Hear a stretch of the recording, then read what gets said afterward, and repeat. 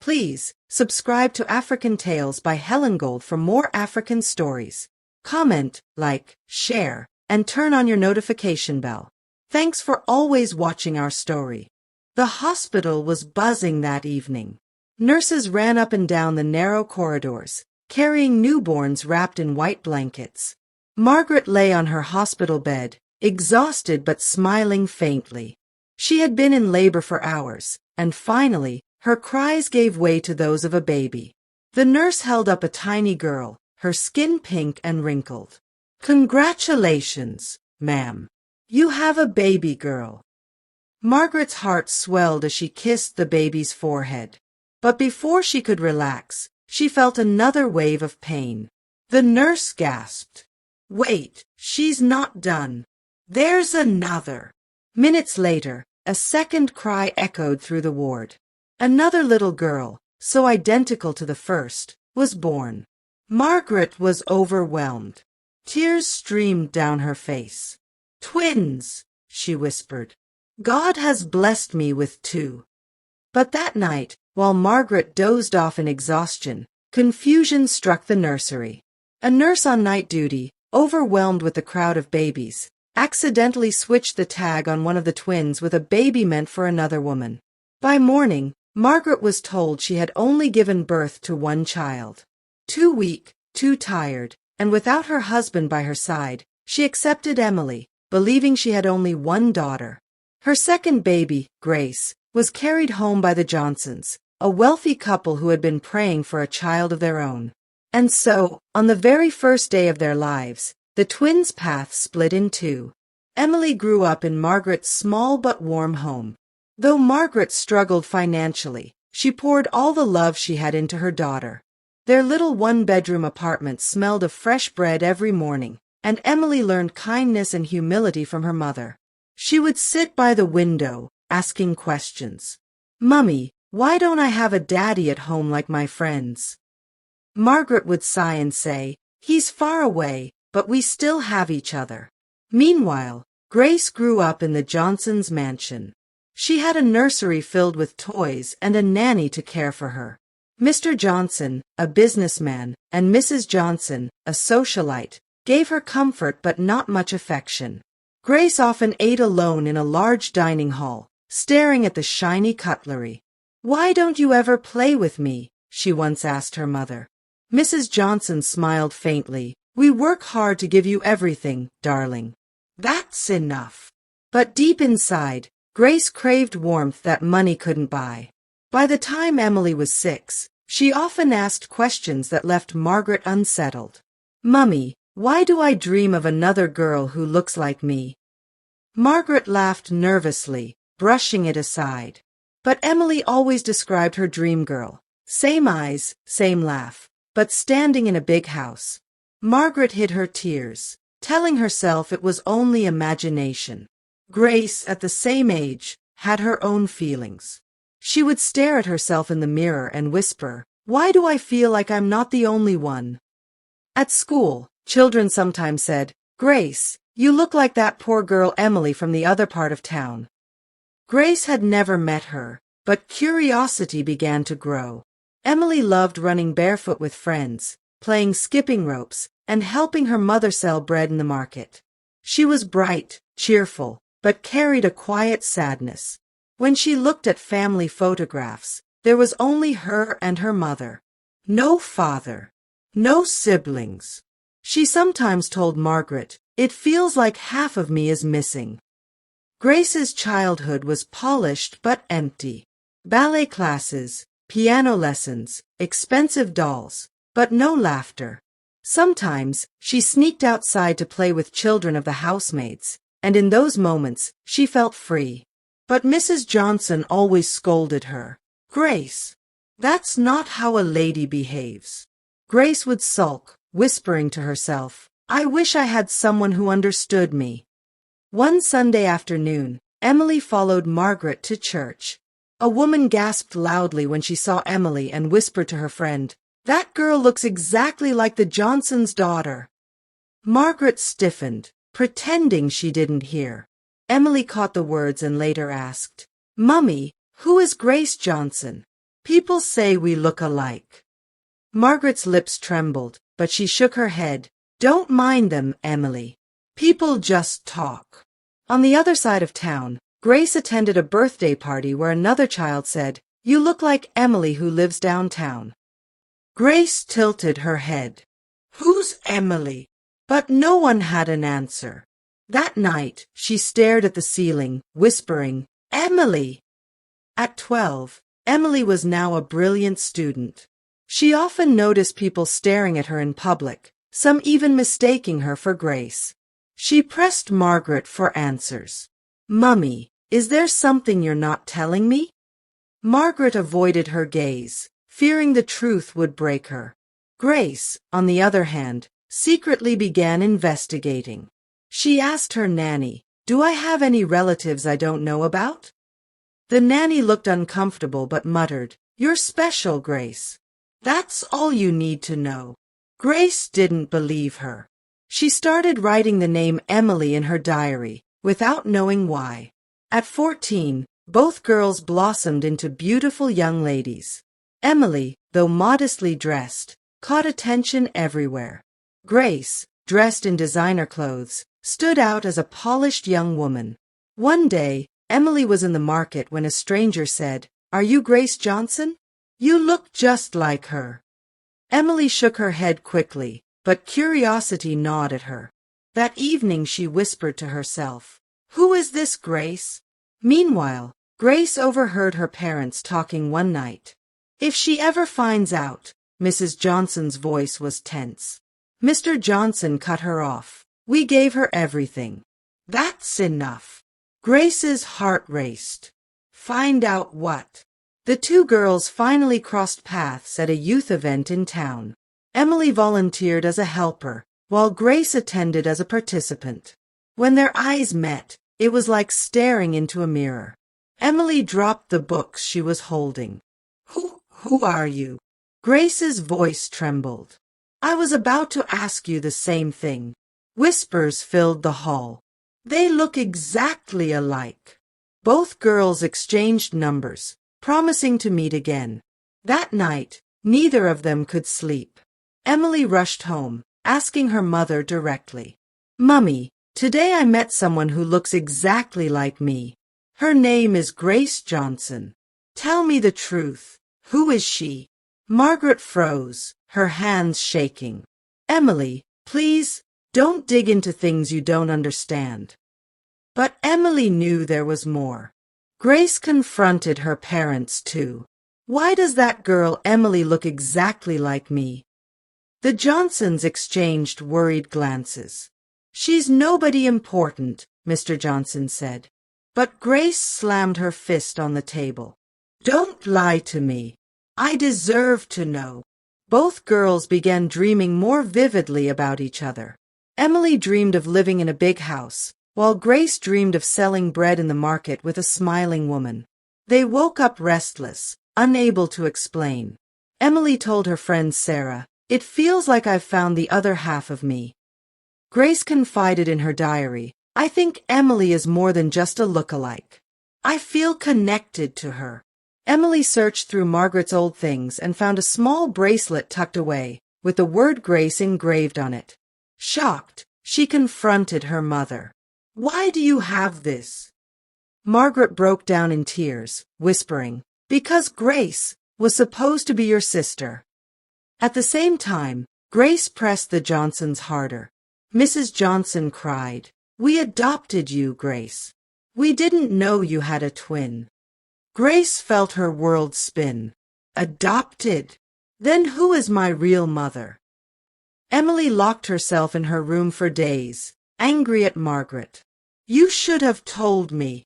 You let me live half my life without knowing." Margaret pleaded, "I didn't know where she was. I thought I lost her forever."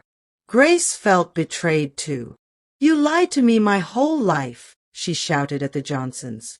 Mr. Johnson said, "We wanted to protect you, Grace." She screamed back, "Protect me from what?" "From my own blood." Emily and Grace decided to meet again, this time in a quiet cafe. Both were nervous, their eyes filled with tears. Emily placed the bracelet on the table. "This was meant for you."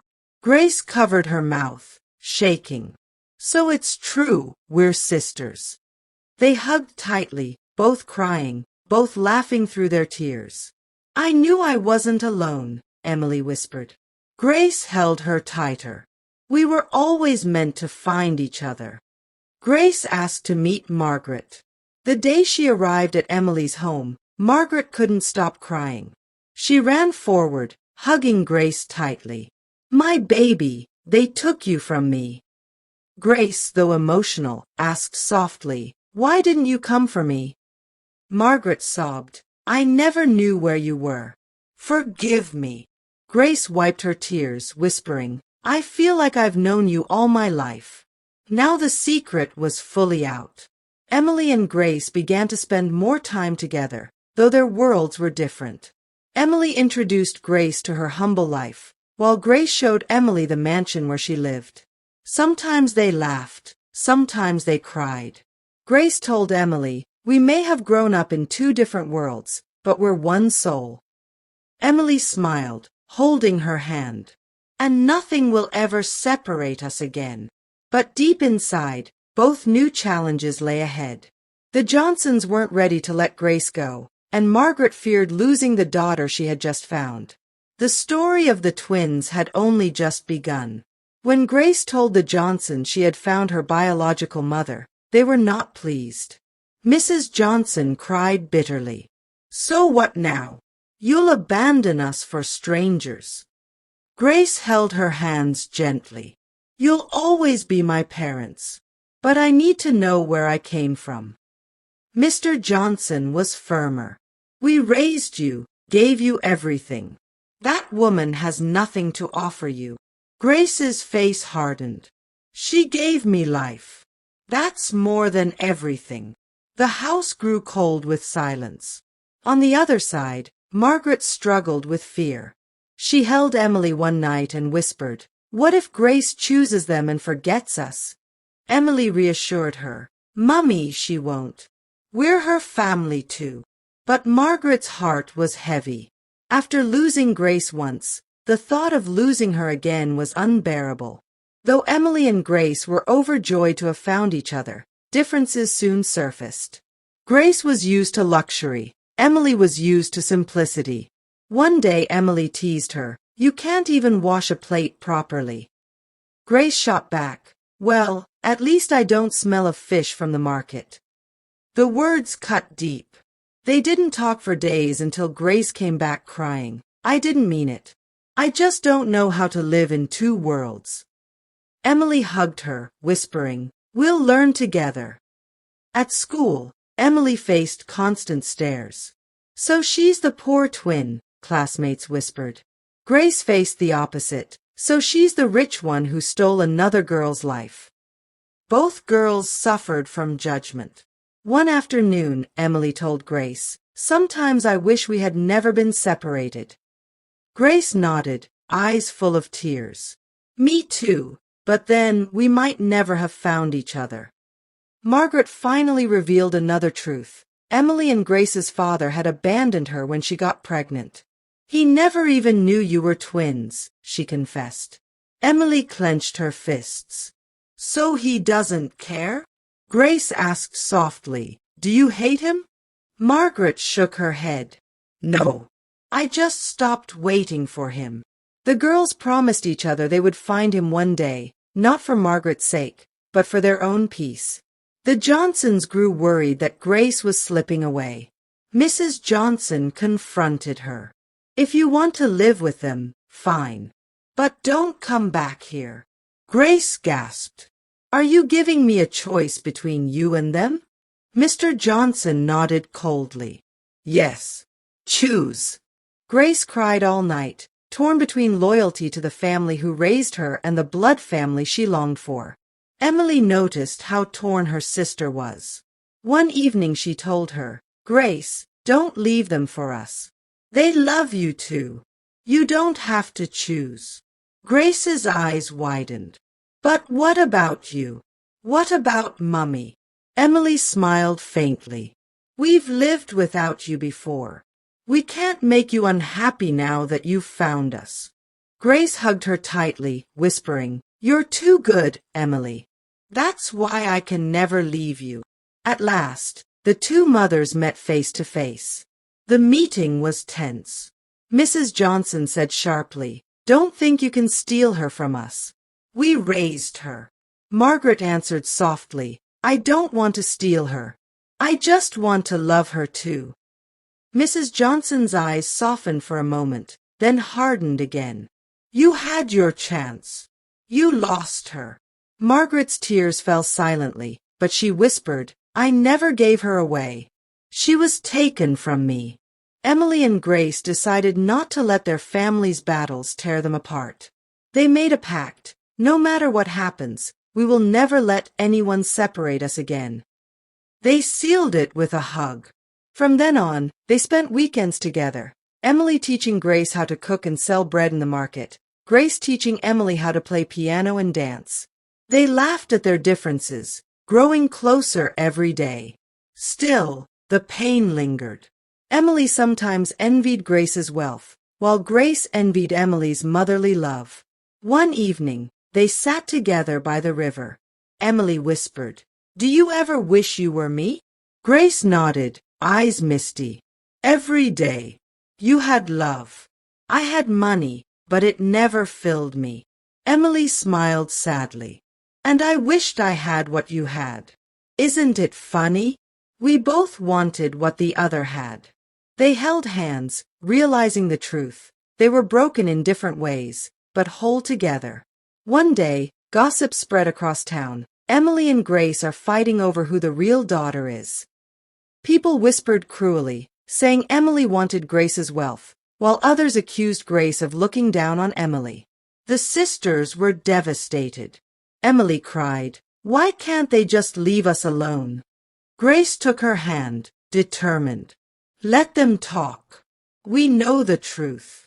And that's what matters."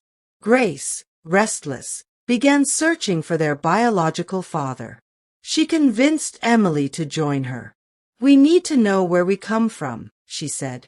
They asked Margaret, who finally gave them his name, Thomas Reed. After weeks of searching, they found him living in another city. He was a tired, lonely man, sitting outside a small shop. Emily's voice trembled. "Sir, are you Thomas Reed?" He looked up, confused. "Yes." "Why?" Grace whispered, "Because we're your daughters." Thomas was stunned, his face pale. "Daughters?